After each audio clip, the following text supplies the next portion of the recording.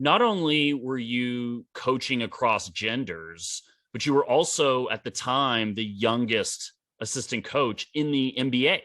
But to have both of those occurring at the same time, talk about maybe your mindset going into that coaching role. I was so used to working predominantly with men that it didn't phase me in a way. I was so used to it. I was working in a technical field before that, where I was one of the only females in an organization of 500 plus people. So this was no different, and it didn't affect, I didn't think it affected my performance in any way or anything like that. But being the youngest was something I wasn't completely used to. That was something that was new for me. And I think that, as I started getting the hang of it, like from the players' perspective, like they treated me as a coach. They were amazing. They saw me, like game recognizes game, like, basketball, we know basketball, we can have conversations. It's like, it wasn't an issue.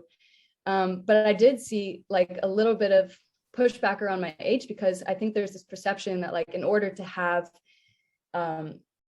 work, experience or expertise in this field, you have to put in the time, quote unquote, you have to be there 10 years and whatever. And I think I just realized, I told myself like, that's not necessarily the truth, because I'm coming at this from a completely different angle than anybody else ever has. I have such, like you said, a unique experience that got me here, that I can't compare my journey to the person next to me's journey. It's such a different journey, and I can bring, I'm an asset in a completely different way. And I think that's a beautiful thing. Like you said, having a diverse coaching staff with different experiences and backgrounds and ways they analyze the game and ways they see the game is only going to be a good thing. So I sort of, I didn't let the fears really get to me about, well, am I going to be taken seriously because I'm 26 and, I don't have the same experience level as all these other coaches. I didn't let that get to me, because I had a very different experience and approach, and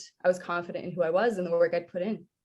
I think that people that come from different backgrounds, and specifically like with females being associated more in football and in basketball, I think it's nothing but a positive thing. Because having 20 people sitting around a table that all have the same path and experience to get to that seat is actually not beneficial. We all love Italian food, but like, we're not going to eat Italian food every single night. Like we're going to get sick of it.